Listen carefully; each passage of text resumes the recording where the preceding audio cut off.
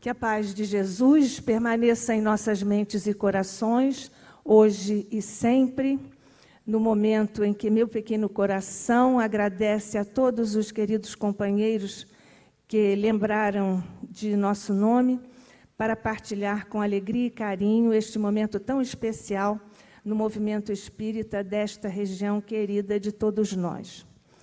Nós rogamos neste instante pela oportunidade abençoada, as bênçãos de Jesus, por sobre todos aqueles que trabalharam e ainda estão trabalhando neste evento, e por sobre todos aqueles que ainda virão a trabalhar em ambos os planos da vida, nos próximos eventos como este e em outros tantos que esta região venha a patrocinar. Por igual, rogamos, Mestre amado, que tuas bênçãos recaiam por sobre todos aqueles que frequentaram e estão frequentando este evento, os anteriores e também os futuros, em ambos os planos da vida. O tema do nosso estudo é dos mais palpitantes e inscreve-se naquele conjunto de temas que são muito fáceis de serem comentados, ao mesmo tempo que são extremamente difíceis, desafiadores mesmo. Qual de nós pode entender, captar, imaginar sequer a grandeza cósmica de um espírito crístico? Qual de nós pode garantir que conhece a Jesus?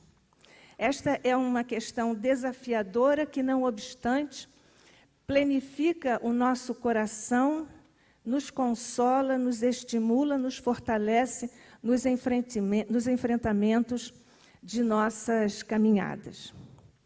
Efetivamente, se nós pensarmos no Cristo cósmico, como está posto no tema, o Cristo cósmico e as eras espirituais da Terra, é preciso que nós, então, nós espíritas que não temos absolutamente nenhuma dúvida a respeito da existência de Jesus, apesar de ainda hoje, depois de um interregno em que a questão ficou um tanto esquecida, mas ainda hoje levantam-se questões sobre a existência de Jesus, do Jesus histórico, quando nós todos sabemos, não só pelos relatos dos evangelhos, dos Atos, de Paulo, mas também pelos historiadores da época, o Cornélio Tácito, o Flávio Joséfo, há referências ao Talmud, ao Jesus no Talmud, e há referências também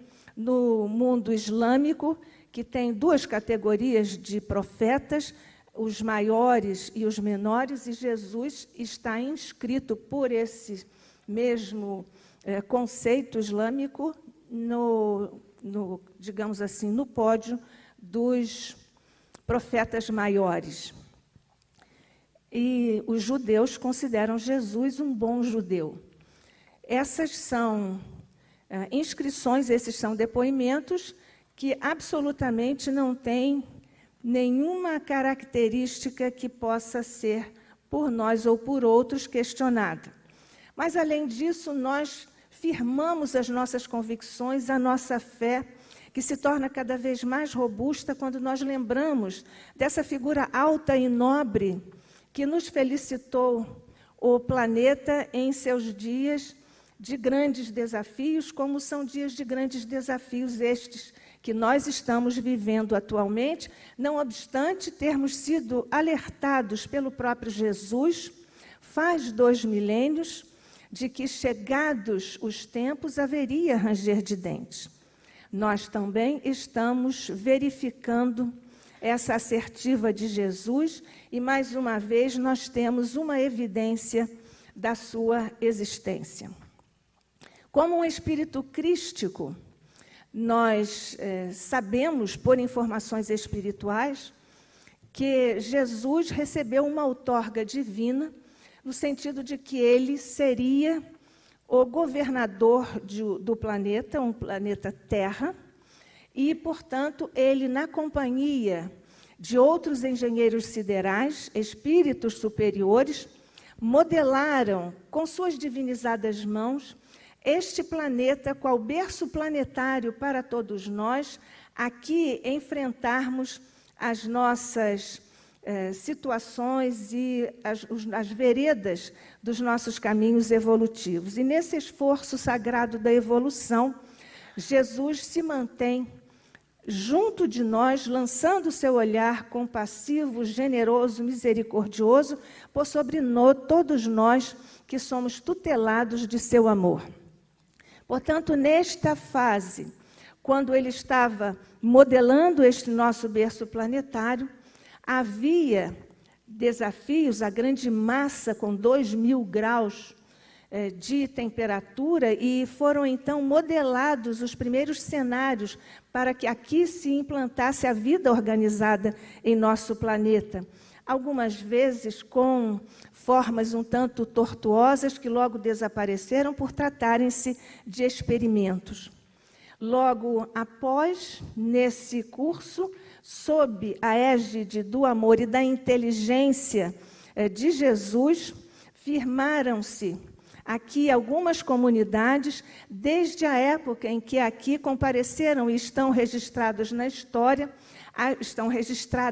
história as figuras dos nossos irmãos que viviam nas cavernas, aqueles mesmos de braços longos e peludos, que, sob a orientação de Jesus, também aqui empreenderam a sua jornada evolutiva e logo, na sequência, formando comunidades, aprendendo a domesticar os animais, aprendendo a observar as naturezas, daí nascendo, por exemplo, a adoração pelas forças da natureza, porque íncita na intimidade profunda do psiquismo humano está essa nostalgia do infinito, está essa percepção, quase que uma certeza que não está no plano consciencial, mas apreendida na relação direta daquele psiquismo ainda primitivizado, com as grandezas, as harmonias do plano material, com suas forças gigantescas, que nós hoje também conhecemos,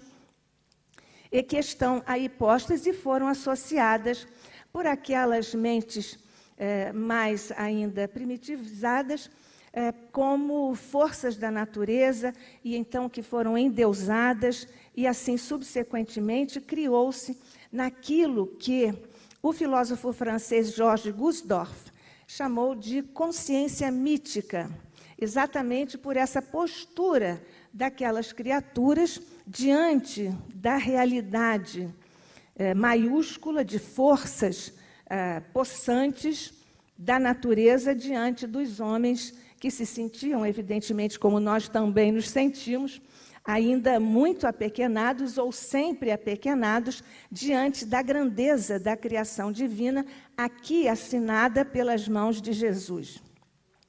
Nesse contexto, Jesus, então, foi abençoando a formação daquelas comunidades e os entrelaçamentos afetivos e quase que, digamos, profissionais daquelas criaturas que foram se estabelecendo e aprendendo a viver em comunidade.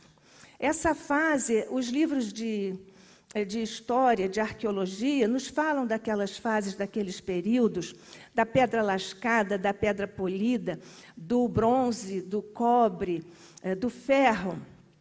E foi através desse tempo que foram se estabelecendo e se cristalizando determinados hábitos mentais, psicológicos e espirituais afetivos daquelas criaturas que aqui ensaiavam as primitivas constelações familiares e grupais comunitárias na nossa terra.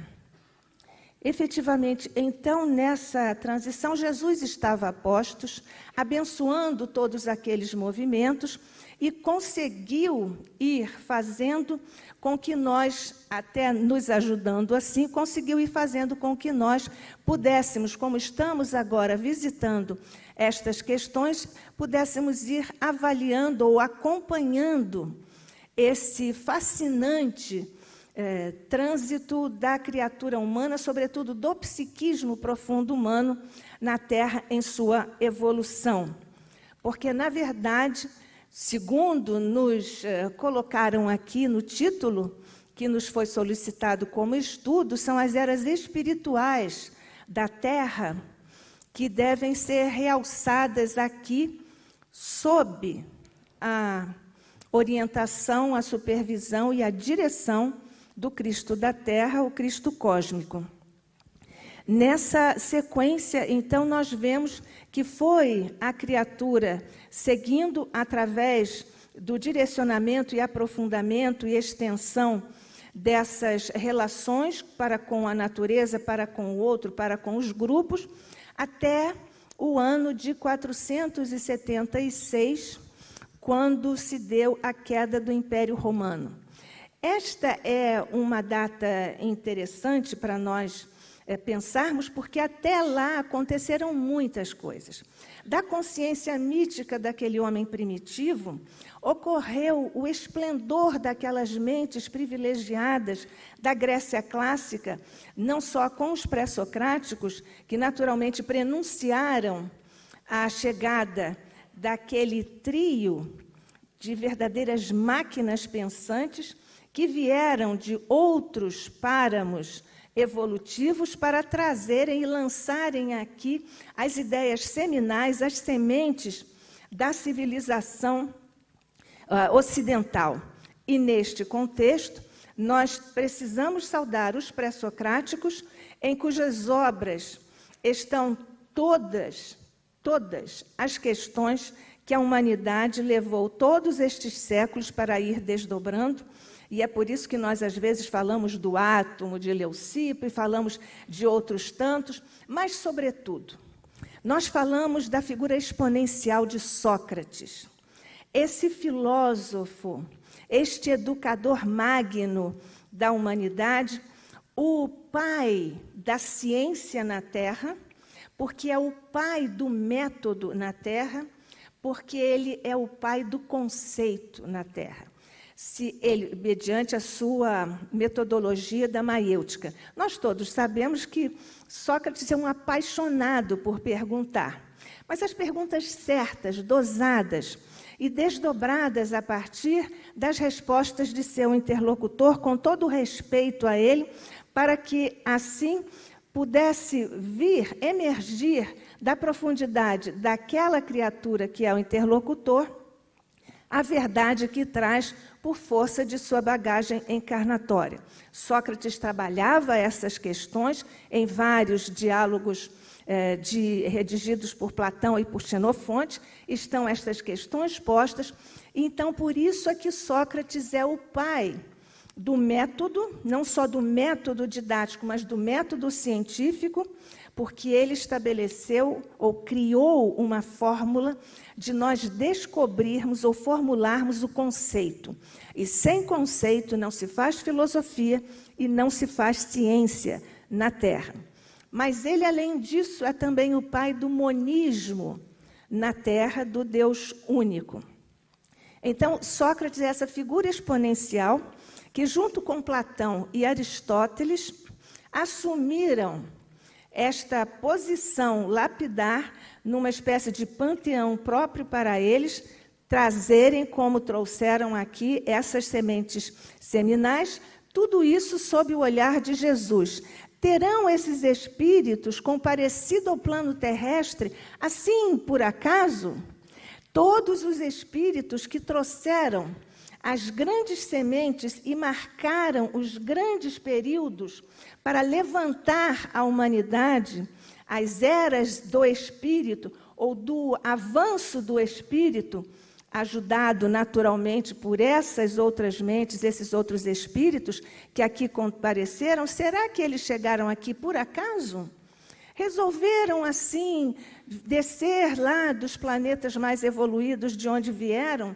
Agora vamos dar um passeiozinho lá à Terra e ajudar aqueles companheiros? Em absoluto.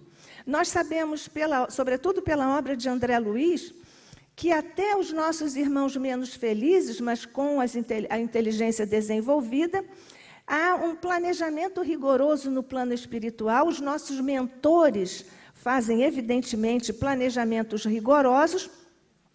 E, evidentemente, o Cristo da Terra tem um planejamento que está sendo executado com rigor, mas com amor, para que todas as metas espirituais sejam alcançadas por todos nós, os tutelados de seu amor.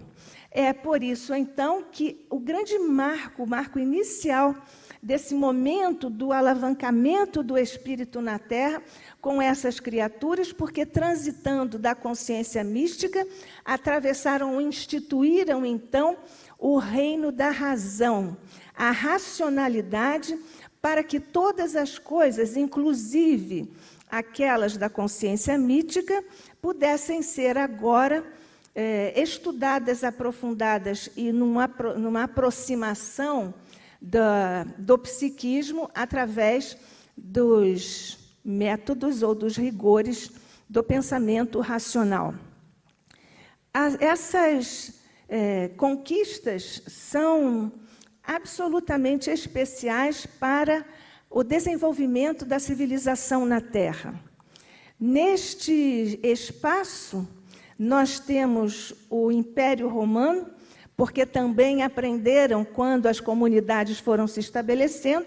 O homem, lamentavelmente, também foi aprendendo a guerrear, a lutar pelo espaço, a lutar por riquezas, como nos formulou recentemente, há cerca de uns, digamos, 40 anos, o filósofo francês Michel Foucault, que teorizou exatamente sobre a questão do desejo de domínio da criatura humana, que deseja dominar o outro e, ao fazer isso, domina o espaço do outro, domina o tempo do outro e domina o corpo do outro.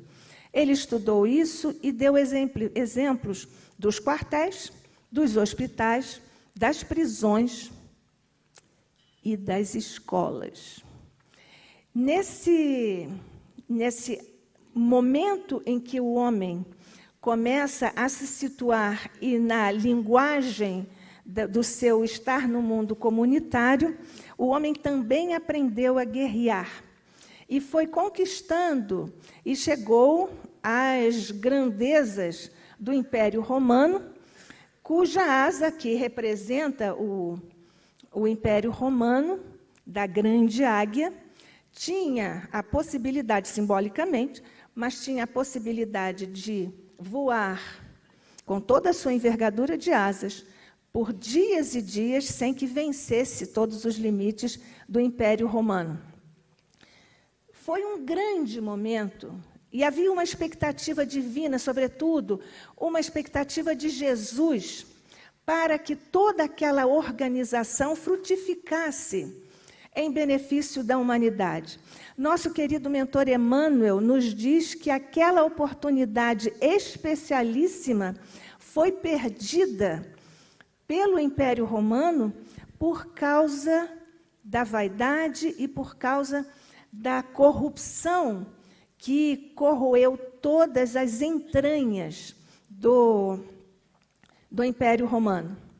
Mas é bom que nós lembremos que ainda hoje nós nos beneficiamos de dois construtos especialíssimos, que é uma herança, é um legado do Império Romano ou da civilização romana, que é o direito romano, que nós ainda usamos na Terra, e a família como conceito e, naturalmente, com toda a sua formulação jurídica, emocional, patrimonial e assim subsequentemente. E é nessa circunstância que vamos ter um outro período, porque já passamos pelo período da chamada Antiguidade Clássica, quando nós vemos a Grécia, quando vemos, estamos fazendo um apanhado muito superficial, muito rapidamente, mas esse é um outro momento em que a evolução do espírito na Terra encontrou mais um estímulo crístico da parte de Jesus, tudo isso patrocinado e, naturalmente, dirigido por ele. Nessa sequência, nós temos aqui também a situação da sequência de Sócrates e Platão, e temos outros filósofos, sobretudo, vamos situar apenas na questão que nos interessa também como espíritas, do neoplatonismo com a patrística na Igreja, que é uma fase especial da teologia católica, e a figura especial é Santo Agostinho, o bispo de Hipona. Também não foi por acaso que aqueles espíritos todos, que são os chamados padres da Igreja, padres com maiúscula, como uma espécie de título nesse período, também não foi por acaso, porque eles formularam muitas questões, por exemplo, o argumento de Santo Anselmo, em que ele prova a existência de Deus através dos argumentos, linhas argumentativas de racionalidade. Mas nós vamos comentar um pouquinho apenas da figura de Santo Agostinho, que todos nós sabemos que primeiro levou uma vida muito livre e depois, também por influência de sua mãe, Santa Mônica, ele se converteu. Escreveu uma obra magnífica chamada Confissões, mas outras tantas, da Cidade de Deus e outras tantas, mas nós recomendamos a leitura de Confissões, e a primeira parte é sobre a vida em que ele liberava geral, e depois da sua vida, depois da sua conversão. É uma leitura fácil, mas é extremamente interessante, sobretudo para nós espíritas, e também para nós que gostamos de acompanhar os movimentos das almas, do ponto de vista psicológico e moral, como aconteceu com Santo Agostinho, e muitas das ideias que Agostinho cita e desenvolve na sua obra, como bispo de Hipona, ele repete na sua participação na codificação do nosso querido Kardec. É um estudo muito interessante que nós fazemos a esse respeito. Depois dessa questão, existe também um outro filósofo Plotino, que trata das emanações, fazendo uma espécie de escalonamento ou hierarquização, uma taxonomia, uma classificação dos espíritos que vêm de supostamente Deus, mas ele era panteísta, supostamente Deus, que vai, então, em emanações, em camadas, criando determinadas realidades que nós, mais ou menos, de uma forma até um pouco precipitada, talvez, podemos pensar naquele item, não é propriamente uma pergunta, em O Livro dos Espíritos, no item 100, em que nós estudamos a hierarquia, a taxonomia dos planos evolutivos do espírito.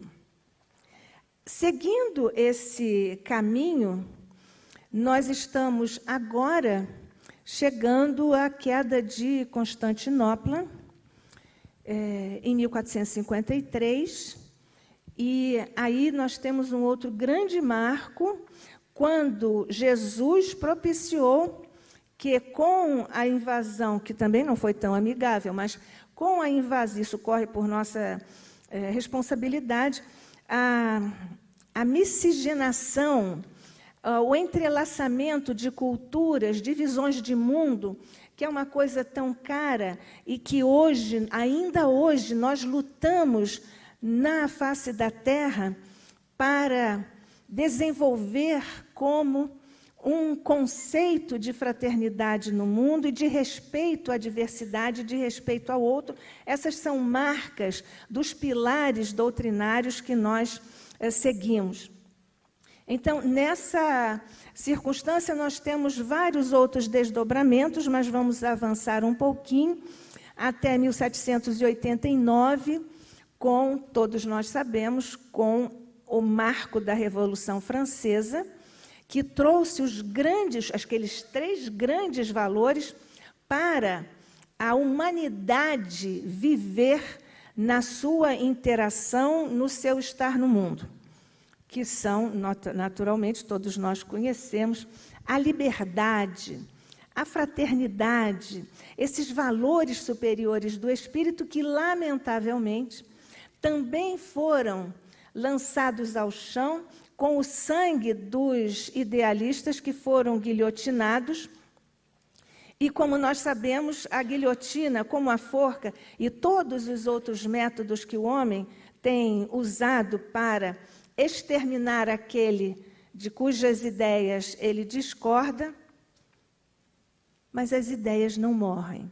O nosso próprio Kardec nos diz que não basta, não adiantou nada o bispo lá em Barcelona queimar em praça pública os livros, porque as ideias superiores, as ideias que valem a pena, as ideias que tratam e que protegem a evolução do espírito na Terra, essas permanecerão.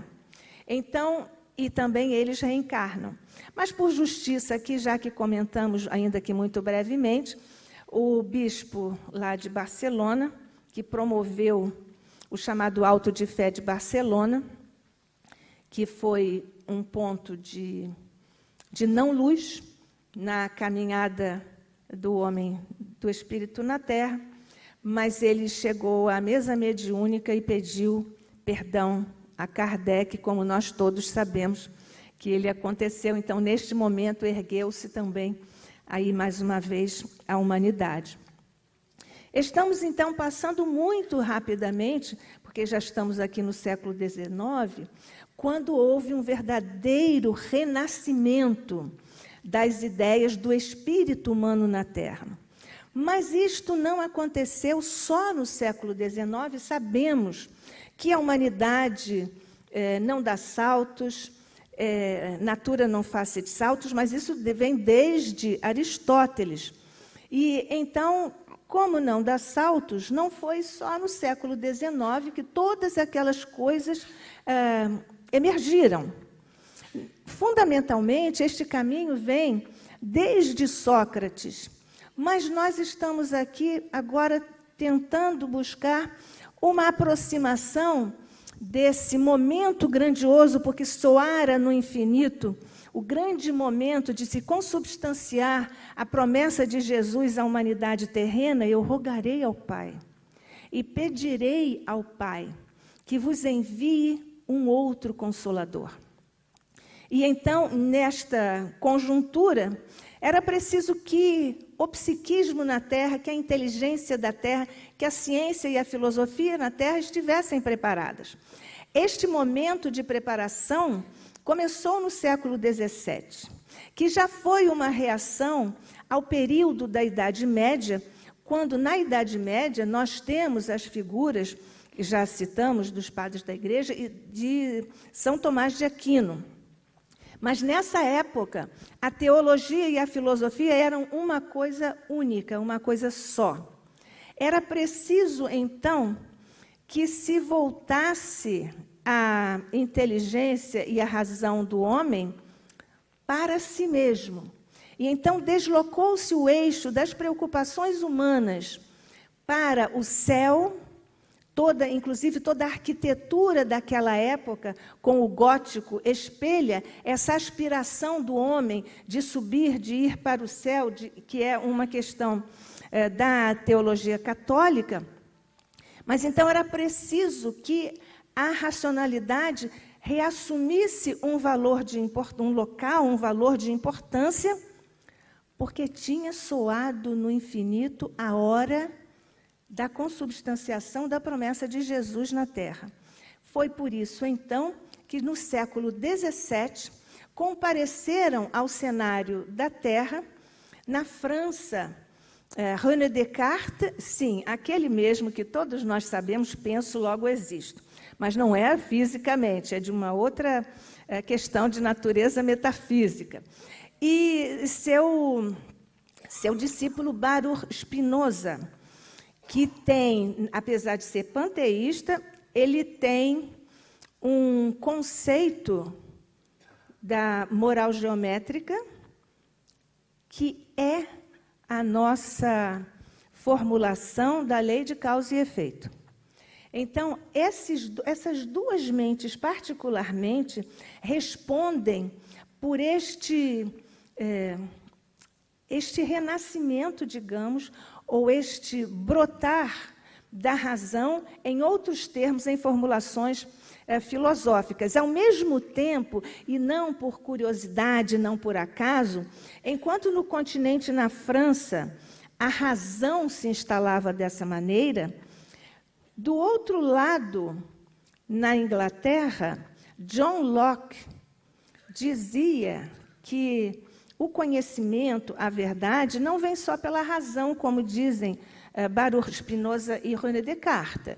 Ele dizia que o ser humano aprende pela experiência, pelos sentidos. Nós estamos vendo que aqui, desde o século XVII, Jesus preparou as condições especiais para que a conjunção dessas duas linhas de entendimento a respeito do conhecimento da Terra pudessem ir preparando a humanidade para o advento da doutrina espírita. Isto no campo filosófico, século XVII. Mas há ainda uma outra figura que participou da codificação com o nosso querido Allan Kardec, que é São Vicente de Paulo. Porque no século XVII houve uma espécie de renascimento dessas outras ideias, e no campo da religião, São Vicente de Paulo está aí representando esse alvorecer da religião sob a égide da caridade, da compreensão. Se tivéssemos um pouco mais de tempo, nós falaríamos sobre esse espírito que tem uma importância, uma delicadeza e uma firmeza na condução da sua tarefa no século XVII. E então, no século XVIII, todos nós sabemos, compareceram os espíritos chamados os enciclopedistas, e esse é o período chamado de o Iluminismo, em que a razão supostamente daria conta de tudo. Era uma espécie de razão mítica, não mística, mas mítica, ia dar solução a tudo. É interessante que as mentes, esses espíritos que tinham uma potência no pensamento, na sua mente, precisavam de corpos fortes que pudessem sustentar as irradiações e as vibrações fortes de seu pensamento, porque eles também estavam reformulando as conquistas do espírito na Terra, na condução para o advento da doutrina espírita. E a isso nós devemos um trabalho ou uma consequência do trabalho de Joana d'Arc, ou da missão de Joana d'Arc na Terra. Nós até quando entramos aqui, vimos aqui um retrato, uma pintura de Joana d'Arc, que nós sabemos é uma encarnação com a qual o espírito Judas, que nunca deixou de amar Jesus, mas que estava envolvido com outros interesses de natureza material, mas ele queria a governança espiritual para Jesus e a governança administrativa material para ele. E depois de uma longa fieira de encarnações dolorosas, ele finalizou gloriosamente a sua trajetória de redenção com a encarnação de Joana d'Arc, aquela mocinha que nasceu lá em Domremy, lá no sul da França, e que conduziu o exército francês e restaurou ao trono o rei, fraco rei, que depois acabou, então, facilitando, digamos, a venda ou a compra de Joana d'Arc por moedas. A história se repete, por moedas que os ingleses pagaram para sacrificá-la, torturá-la. Mas a vitória de Joana d'Arc sobre os ingleses impediu que os ingleses dominassem territorialmente a França. Se isso não tivesse acontecido, teria havido miscigenação. e um trabalho de genética executado por espíritos superiores ao longo de séculos teria sido perdido, para que no século XVIII os corpos, ou houvesse corpos geneticamente preparados e fortes para acolher as mentes ou as vibrações das mentes daqueles chamados os iluministas ou os enciclopedistas. Isso no século XVIII, porque estamos vendo que estamos caminhando para uma valorização da razão da criatura humana sem descuidar do valor da experiência que nós assumimos exatamente quando reencarnamos.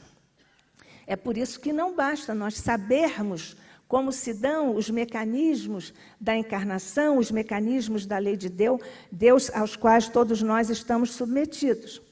É verdade, nós sabemos que precisamos reencarnar para provarmos que aquilo que nós dizemos pode ser e deve ser e será vivido por nós de conformidade com a expectativa divina para nosso plano evolutivo. E é então que nós chegamos ao século XIX, quando logo no alvorecer do século compareceu ao cenário terrestre o nosso querido Allan Kardec, e certamente que o Cristo cósmico estava muito especialmente voltado para aquele grande momento em que um espírito absolutamente ligado ao seu coração estava pronto para comparecer ao plano material, justamente para dar corpo à codificação e à promessa do próprio Jesus. Ele estava tão pronto que nós aqui lembramos uma fala em Hamlet, de Shakespeare, que ele disse, "The readiness is all", a prontidão, ou estar pronto é tudo. Por isso, Jesus não erra na ética da indicação àqueles que estiveram ao seu lado e que tiveram a tarefa por ele designada para o empreendimento da evolução das eras espirituais do homem na Terra. E é nesse contexto que no século XIX ocorre mais um grande renascimento. Este renascimento que se deu em todas as áreas do conhecimento.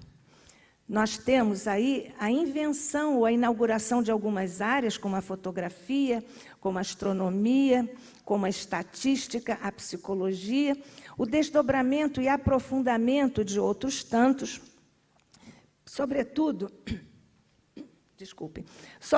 da física e da química, campos absolutamente imprescindíveis no seu desdobramento para que a tarefa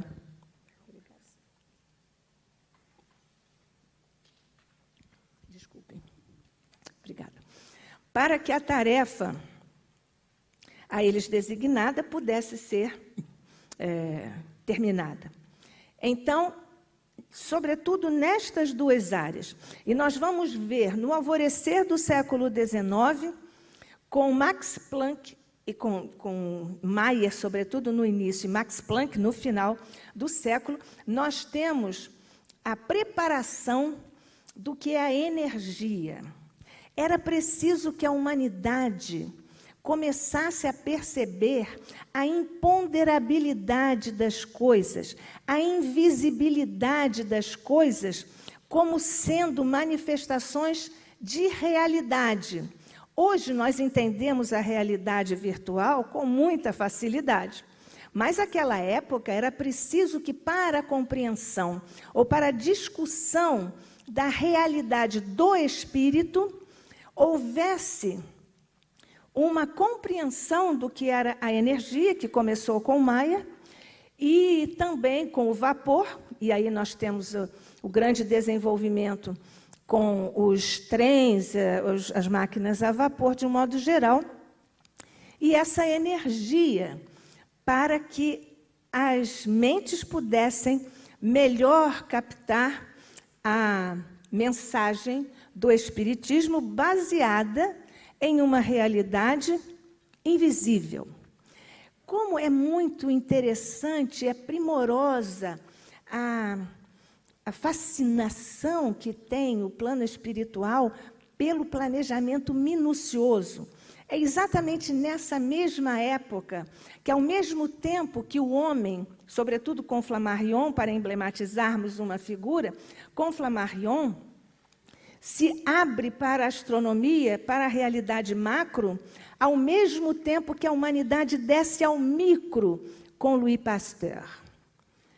É um momento tão especial para o despertamento do espírito, para mais esta era espiritual na Terra, que é um marco extraordinário na terceira revelação, para que a humanidade, então, já pronta, pudesse experimentar aquilo e, ainda assim, o planejamento espiritual voltou-se inicialmente para a experiência sensorial.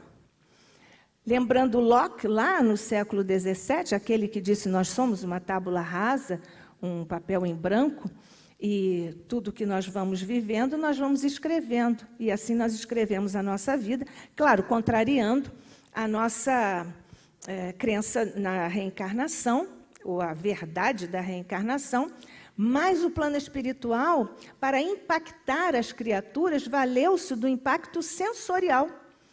Então, vêm os raps, vêm as mesas que falam, que giram, que conversam, e é com esse impacto que Paris, como nós todos sabemos, viveu várias estações com a mesma intensidade e o mesmo interesse, para que as mentes estivessem cada vez mais envolvidas por aquela fascinante realidade não visível, mas que era, não obstante, tão real. Ao mesmo tempo que a razão, através da metodologia espetacular de Kardec, que não temos aqui oportunidade para desdobrar largamente, mas nós classificamos como um positivismo transcendente, e que é uma aparente incoerência. O positivismo, que o Espiritismo veio contradizer ou veio contrapor-se, mas, sobretudo, contrapor-se ao materialismo daquela época, com Karl Marx, com Engels, com outros materialistas. Então, nessa espécie de luta do bem contra o mal, ou da verdade contra a não-verdade, então, nessa condição, nós vemos que a metodologia dos espíritos, claro, por inspiração e por determinação de Jesus, porque ali estava se consubstanciando a sua promessa à humanidade na Terra, e o Cristo cósmico responsável, não só pela evolução material do planeta, mas pela evolução moral de todos nós espíritos referenciados a este planeta, pelo qual ele é responsável como governador planetário.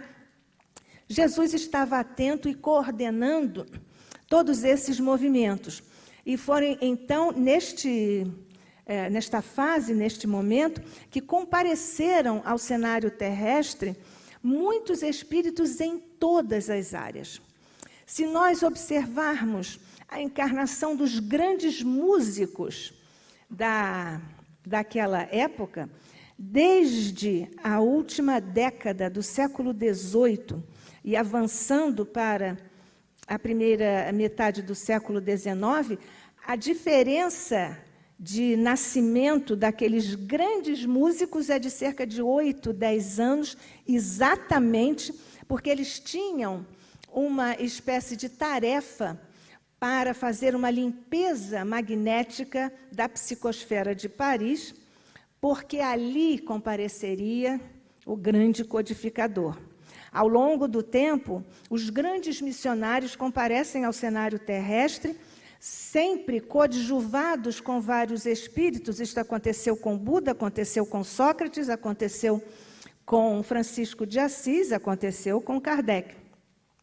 E então, esses todos que nós conhecemos, Gustave Gelé, Le Marie, Leon Denis, os Delane, o livreiro Didier e tantos outros estão ali para coadjuvar a grande tarefa, ou a grande execução da codificação por Allan Kardec. Isto é a presença do Cristo cósmico, que está ali supervisionando muito de perto todo este movimento e continua a fazê-lo, até porque nós precisamos estar conscientes disso que nos tem acontecido. E está acontecendo por nossa responsabilidade no movimento espírita. Precisamos estar, sobretudo, atentos, vigiai e orai, é uma máxima que nós devemos ter permanentemente no nosso pico de consciência, para não nos desviarmos, sobretudo nestes momentos em que há o ranger de dentes e há muitas invasões, não aquela de Conan Doyle, referida por Conan Doyle, mas invasões de mentes menos felizes que são contrárias à figura, à mensagem, ao trabalho de Jesus.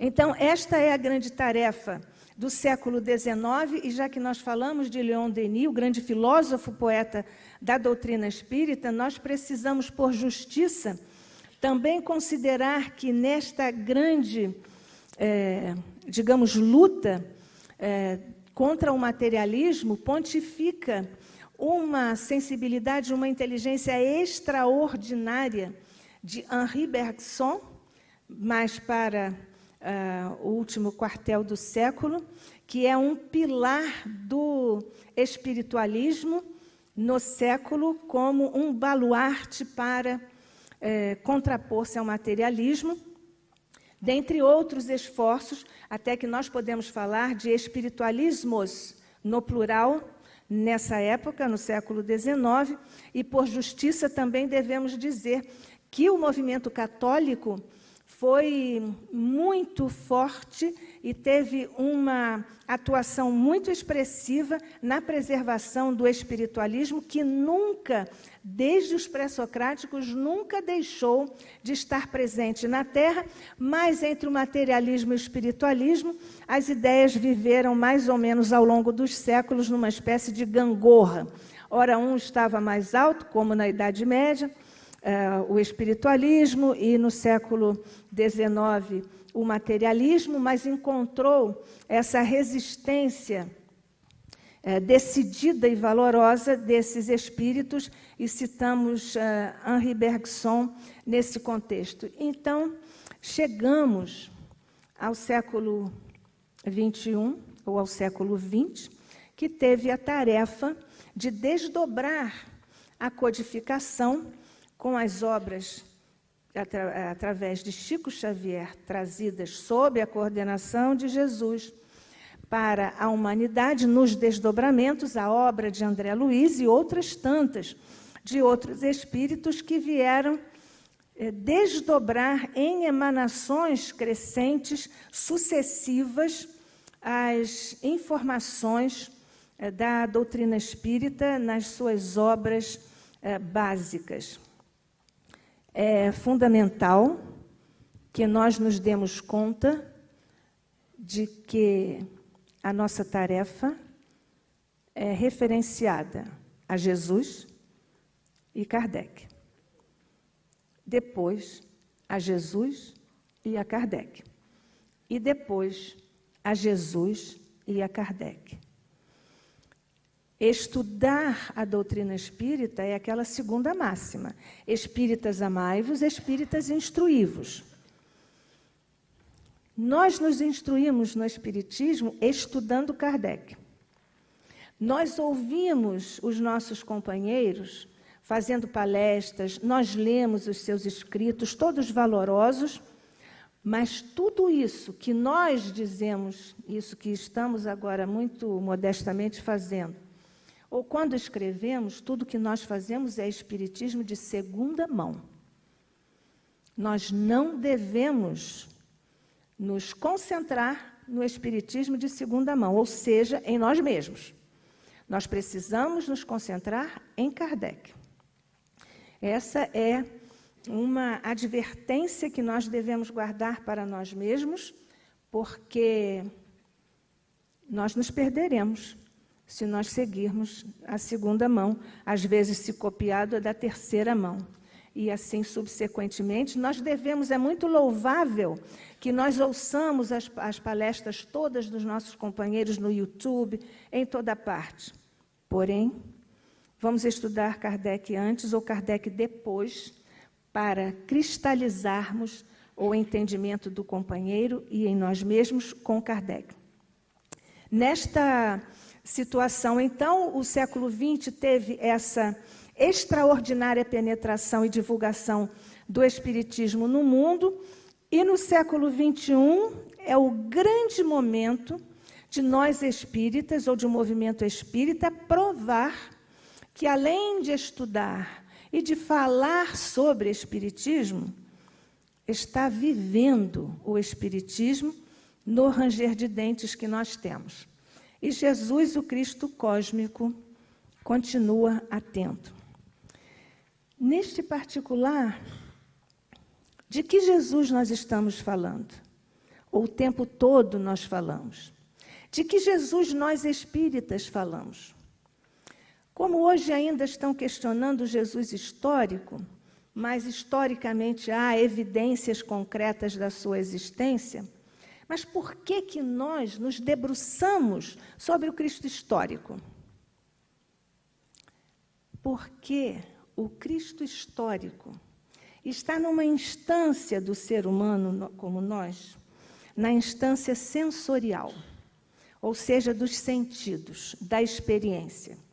Foi por isso que Jesus concedeu aquele drama sanguinolento na cruz, porque os homens, ainda hoje os há, precisavam dessas referências de concretude, de ver sangue, de ver os pregos, de ver o sangue escorrendo, de ver uma infame coroa de espinhos, de ver o Cristo da terra ensanguentado naquela cruz, para nos ensinar que no planeta a matriz crucífera da redenção está na superação da cruz. O espírito sobe e o homem, na horizontal, na encarnação, se desenvolve. Jesus se propiciou, concedeu isso à humanidade por conhecer essa necessidade humana, da sensorialidade, da necessidade disso. Então, o homem sensorial, ele está nesta situação em que ele deseja isto. Mas, ao mesmo tempo, ele é dotado de razão. Então, ao mesmo tempo, ele procura entender Jesus, isso que nós fazemos aqui, que não chegamos à intimidade, à natureza de Jesus, mas é o grande exercício da racionalidade para irmos, como dizem os matemáticos, por aproximações sucessivas, chegando daqui, quem sabe, a vamos ser otimistas, uns milênios para chegarmos lá. Então, esse Cristo histórico, Jesus histórico, está nessa contingência do sensorial e do racional. Mas, depois, ele descobre que, ao orar, ao imantar-se, ao buscar aproximar-se e entender Jesus, ele está se aproximando e ele lembra que Jesus disse, sou uno com o Pai. Então, neste momento, o ser humano intui, capta uma espécie de natureza do Cristo, que não é a natureza real, mas é uma aproximação. E aqui nós estamos no plano intuitivo da proximidade, da aproximação do ser humano à figura de Jesus e à realidade de Jesus. Na trilha evolutiva, nós estamos caminhando, se nós tivéssemos aqui um triângulo, nós já estabelecemos os dois elementos da base, e à medida que nós evoluímos, nós vamos para este outro ângulo do triângulo, ou da evolução do espírito. Nós estamos, então, no Cristo transcendente, no Cristo metafísico, esse que nós buscamos, mas que, por enquanto, nós sentimos. Então, nós procuramos, nós intuímos e nós sentimos o Cristo. A rigor, nós estamos, se transpusermos isso para a matéria do Cristo histórico, para a mente e para o coração do homem. Nesta contingência evolutiva em que todos nós nos encontramos, nós, não obstante, termos a consciência de que não alcançamos a natureza própria de Jesus, mas nós temos o amor do Cristo. Nós sentimos o amor do Cristo. E é isso que nos sustenta. É isto que nos vale em nossa trajetória evolutiva. Como agora nós o sentimos aqui. E neste instante, valendo-nos da proximidade que todos nós sentimos com o Cristo da Terra, o Mestre que todos nós escolhemos seguir, juntos podemos dizer-te, Mestre amado, de nosso coração, nós te rogamos que aceites neste instante a gratidão profunda de nossos pequeninos corações, por termos a certeza de que tens estado conosco ao longo da trilha evolutiva do ser na Terra. E sabemos que podemos continuar contigo, Mestre, para todos os sempre. Tantas vezes, Mestre, tu nos chamaste. Vem, Mestre, nós estamos indo. Nós estamos indo.